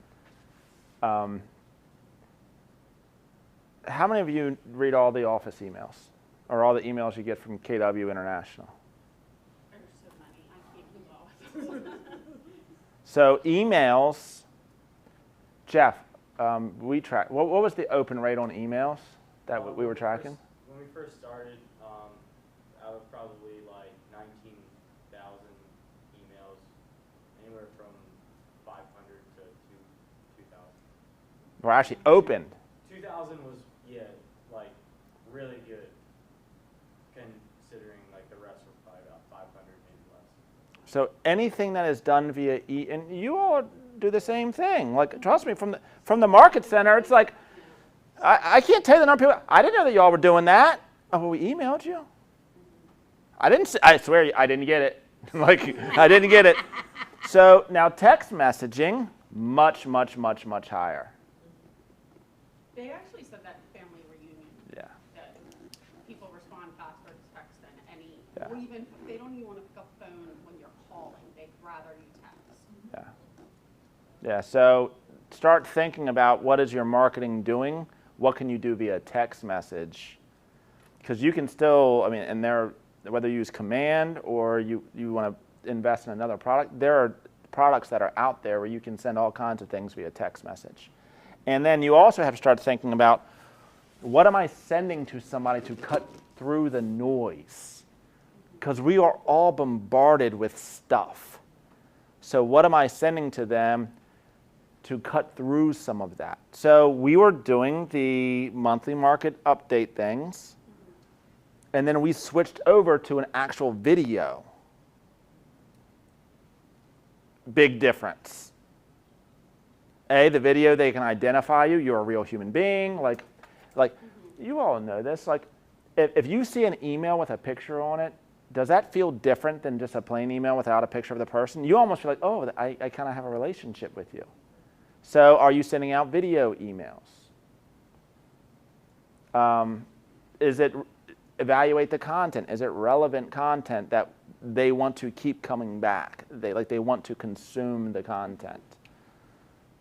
But you could do a quick, like our monthly market update is basically an agent in front of a flip chart just explain, here's what we're seeing in the market right now, and we do a little video of it and we send that out. Open rate's much higher, and we're seeing the response rate is much higher from that versus the static one. Mm-hmm. But I think where I see most people, it comes back to prioritization. So once again, if just think about like just the 3 Ps. You got your pendings, you got your pipeline, and then you have your prospects. Your pipeline, and let's say that somebody's goal was to do 20 transactions a year.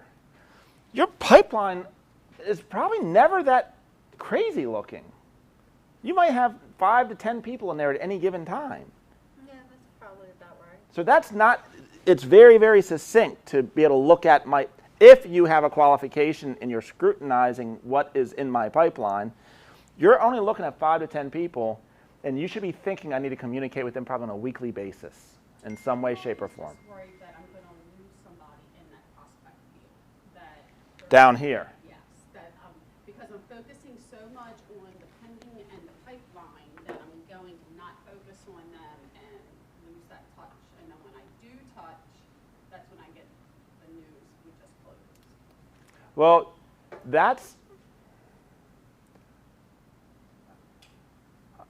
I'm about to say something that I might curse myself for. Well, Melissa, it happens all the time. If this doesn't fall out and someone falls out here, you're still okay.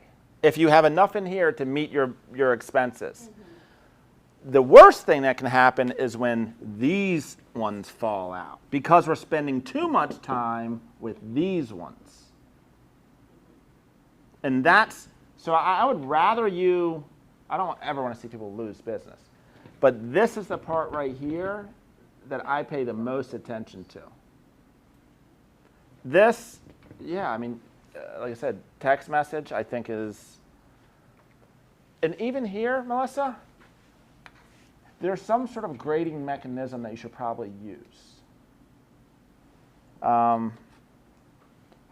warm, cold, A, B, C. There's some, whatever you feel, like you have a lot of prospects, but they're not all equated the same. Mm-hmm. So how are you sorting your database or tagging them in a way that you can quickly see, I need to focus on this, then I need to focus on this, then I need to focus on my A's, then I need to focus on my B's, and if I get to it, I'll focus on my C's. That makes sense. I like that. I think that would be an easier way to follow them. And then you could say that, so this is 0 to 45 days, this is 45 to 120, this could be like 120 to 180. Like somehow or another you can prioritize that. However you want to do it, but have it so you can quickly take a look at it and say, where do I need to focus my energy? Because in theory, if you think about a sales funnel, once again, these people move up into your pipeline. These people move up to become A's. These C's move up to become B's. The pipeline turns into pendings. You're trying to just, whatever works for you. It could be a spreadsheet. If that's easier for you, then use a spreadsheet versus using everybody that's inside of Command. Most people that have Command and have a database, if I were to look at it, it's a mess. It's a hodgepodge of just stuff everywhere. Oh, yeah. Because it's like once you get it cleaned up, It becomes messy again. Yeah. But great question. One thing that helped me at my last sales job is I didn't have like a big CRM. I had like a calendar sort of thing. And each prospect was an event in the calendar. And so like if I called this person today, it didn't work out, they didn't pick up, I'd move it to tomorrow. And I would call them tomorrow. And I would keep calling them and putting notes in the description every single time. But the most important part about that whole thing was that I had a system, right? It was something that I could do every single day. That I knew exactly what I was doing. I knew where people were. I knew that this guy on the east, in Australia, wouldn't pick up unless I called him at a certain time. And if he didn't pick up, I'd send him an email. You know, but it's just like finding a system that, exactly what John said, finding a system that works for you that you can commit to in the long term. Yeah, and I think that's the most important. Having some system, whatever, you can code them in your phone if you want. I don't. Are you a firm believer in using like the Twilio numbers because that's so generic versus using like your own phone number and messaging somebody? So. It's so much easier to use the Twilio to send out the mass communications. Great question. Jeff, what do we use to send out all these text messages? We're using, I believe, Command. And it comes from a random number, right? You're- Yeah, it's Twilio. You connect it to a Twilio account and then you get a phone number. Yeah, I'm Yeah. not 100% sure. Nick's kind of running it, but I know, pretty sure everything's through Command. Here's what we know. It does feel a little awkward. Would I use that for like my sphere of influence, my close friends? Probably not. But for all these other people in my database, yeah, we send out thousands of them, and here's what I know. It works. Like, it works. So I have to get over my my own self. But I could copy and paste something and just go through, like, for my own self. It's just a system that you have to figure out how you want it to look for your database. And once again, when you think about, like, your business, like everybody should have like their sphere of influence in the database. And I know that I need to have a 36 touch and I have to have 4 conversations with them once a quarter. Boom, I'm going to plan that out. So if I spoke to Bob Smith, hey Bob, how are you? Just touching base, you know, how's the wife, how's the kids, how's that new job, whatever it is, I'm putting the notes in there. And I'm scheduling that next phone call, putting it on my calendar for 90 days from now. But then you have these people that are not in your sphere, people you met at an open house, people that you met at the grocery, whatever it is. Maybe you have Facebook leads, maybe you have this and that. I might have a different system for them than I have for my sphere of influence. And it's just a matter of what works for you. I think that everybody, when they code people in the database, they should have multiple different codes. I have too many. If they own a house, what kind of lead are they? Homeowner, client, They're a seller lead. seller, buyer. They're going to sell that house eventually. If they don't own a house, what kind of lead are they? They're a renter. And most renters would like to be a buyer one day. So if you're coding someone in a database or you're tagging them, I want to make sure that everybody, if they own a house, they're tagged as a seller lead. And I want to have marketing designed. What do sellers want to know? If they're a seller, what do they want to know? They want to know the value of my house, what the market's doing. That's what I'm going to have my phone conversations and my marketing tailored toward.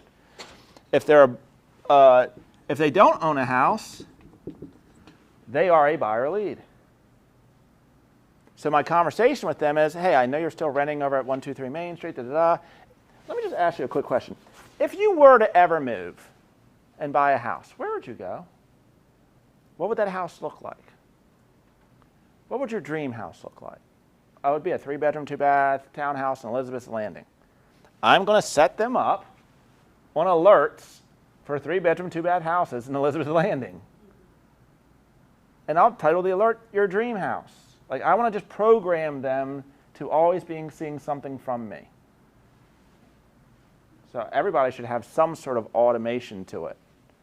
If they're a seller lead, if you were to ever sell, where would you go? I'd go to Florida. Great, I'm going to set you up on alert to receive properties in Florida because I want to be your resource of information. But I think text messages are much, much more the way to go. Like, They actually said that in one of the breakout sessions I did at the Newman, and it wasn't just that one in particular. I actually heard it from different speakers in different sessions that they get a higher response from text than they do from email or even phone calls. yep. Yeah, you can't call me. I mean, my kids will text me from the basement bedroom. They don't even talk. Yeah, my Look, son won't. Unless you're programmed in my phone, I won't answer it. My phone literally says, because my voice message says, please text me. And then they'll text me and say, hey, by the way. Like, I get people that text me and say, hey, by the way, I just sent you an email.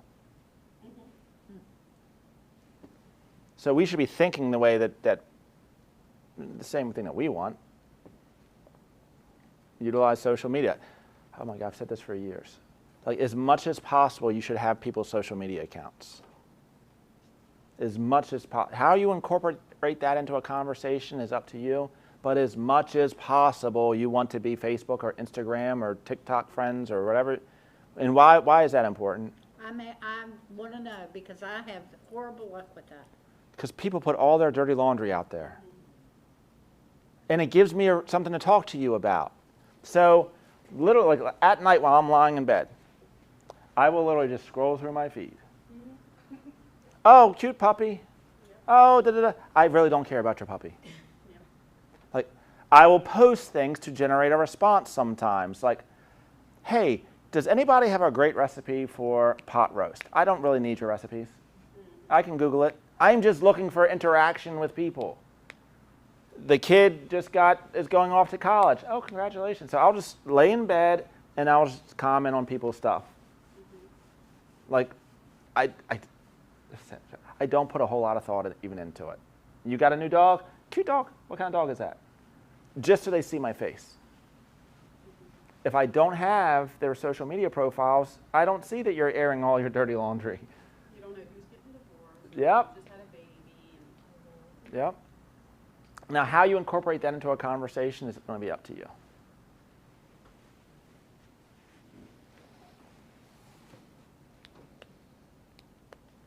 All right, what other questions do we have? Anything? I got a quick question. Yeah. How do you separate lead generation time from time that you dedicate to follow up? Is that within that certain amount of time that you do lead generation, or? Separate. Lead generation is dedicated to lead generation. It's designed to get more people into this funnel. Follow-up is designed to get people from one stage to another stage.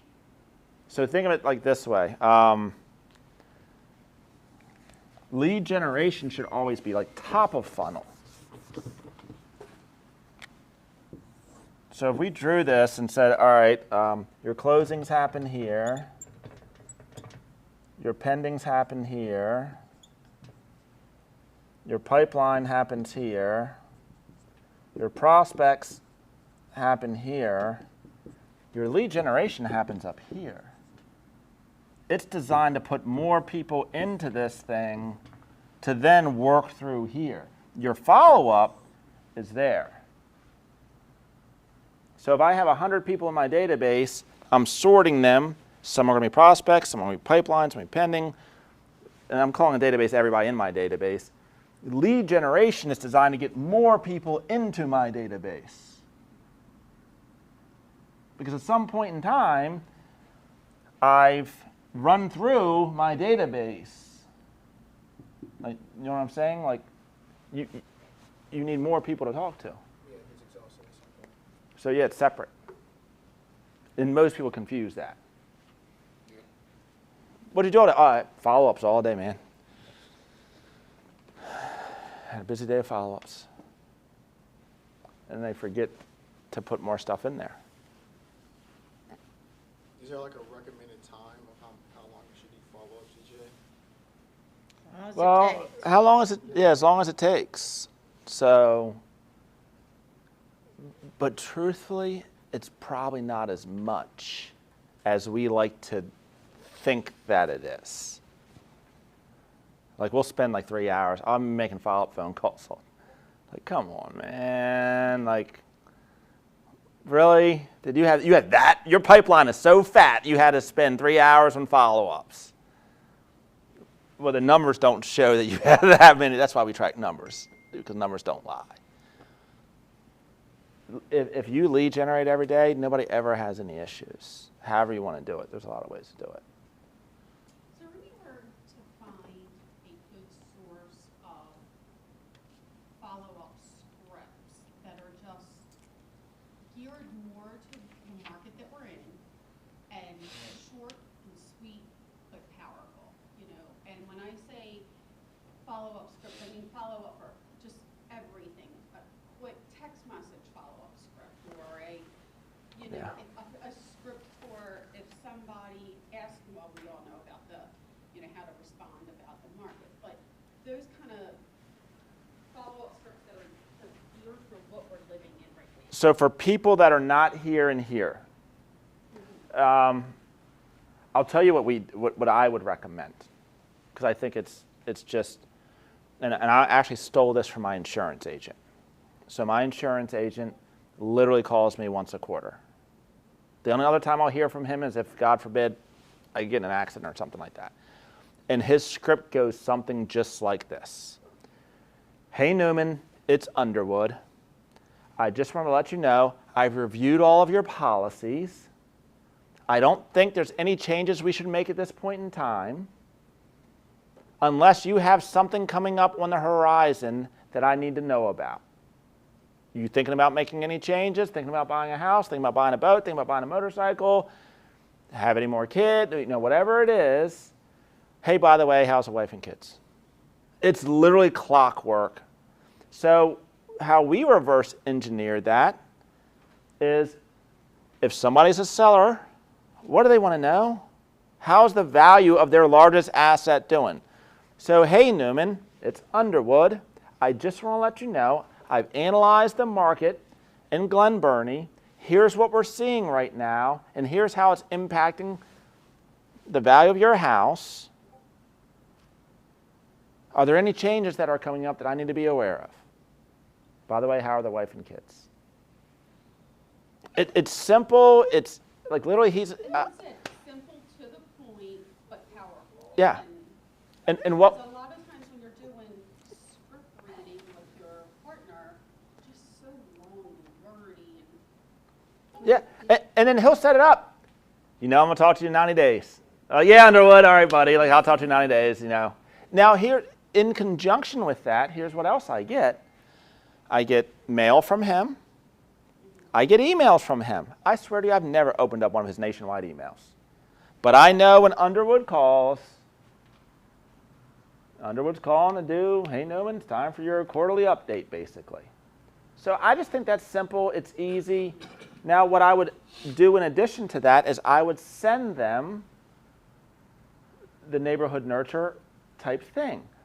Are they going to open it? Maybe not. But when I call them, I know you've been receiving these neighborhood nurtures. You probably haven't even looked at them, but that's okay. I'm the neighborhood expert, and here's what I'm seeing is happening in the marketplace, and give them relevant information because you are the expert. I just think that's easy.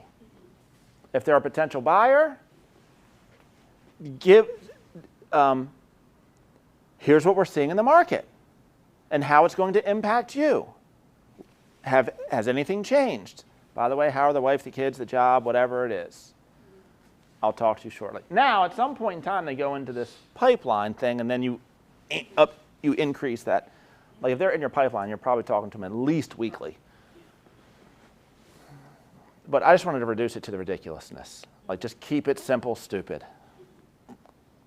And if it's done on a routine, they know that you're going to be like, and maybe you can make it, if your personality is funny, you send them a text message, hey, by the way, I'm calling you tomorrow with this neighborhood, with the market update, be ready, ha, ha, ha, or something like that. I mean, yes, ma'am. How is your interest rate going now? Are you like you still beware of the interest rates going up, or is it then hey 5 point like is it a more happy thing? Hey 5.25 not so bad. Like what is your How are you softening the blow?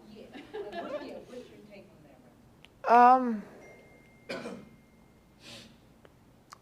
I'm just being honest with them. I mean, here's where rates are. I know for a while we were using it as a tool of, hey, you better go ahead and buy now before it gets higher, but it doesn't seem like right now we're kind of shying away. I remember, I think it was Kim or somebody said that somebody said we're shying away from that scare tactic kind of, truth, but scare tactic and saying, hey, 5.25 not so bad. Well, and it's not. I mean, like I said, I bought my house at 8 3/4. Like, And I use that as an example when somebody does ask me, and I say, we're in the high 4s, pushing 5, and they're like, oh my God, and I'm like, I bought my first house, I paid 8% for mine. I was like, and I survived, here I am, I'm like, COVID numbers are gone, they're not gonna come back. We may see them low, but they're COVID numbers. But 5s are not as bad as 8, so. I think it goes back to just finding the motivation. Let's say that nobody buys a house based on interest rates. They buy a house based on a monthly payment. That's true.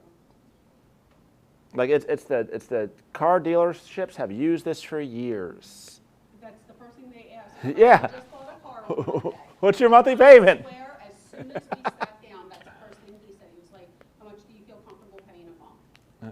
I'm like, wait a second, that doesn't reflect the sticker price. I knew as soon as he said that. Most people buy based on a payment, not based upon.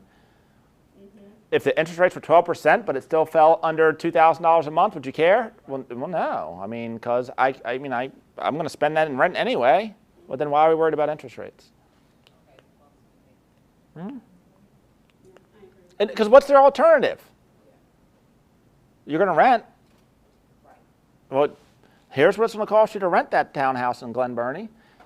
Here's what's going to cost you to buy it. Which one do you think is better? So just, I try not to scare them, but I will use third-party resources. So here's where rates are. Here's where they're forecasting them to go.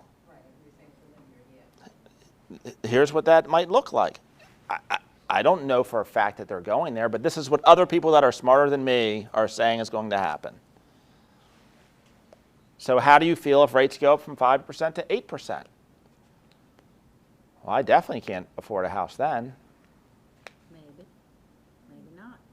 Yeah. Or maybe now instead of buying that $300,000 townhouse, you're looking at that $225,000 condo. Oh, how are you going to feel then? I'm not doing that. Then why don't we let's get out there and find you a house.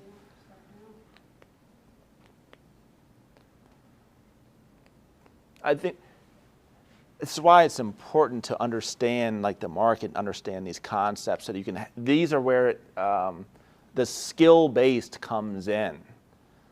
And I would literally, you asked a great question. I'd find somebody and I would literally rehearse this with them. I'd find a partner in the office and say, okay, let's pull ourselves in the office, and here's the scenario. Prospective buyer. They ask the question of, what would I do if interest rates go, no, it's too expensive. The market, boom, you need to have a response to that. Like I would literally role play this with people. That way when the conversation comes up, you're ready to go. You're not like, yeah, maybe you're right. Maybe it's not a good time to buy a house. Like you need to be ready to go when that opportunity it presents itself. And the same with a seller. Like write down all of these objections. What if they say this? What if they say this? What if they say this? What if they say this? And when they ask you the question, it's a great question. So you're prepared. Was this helpful for you all?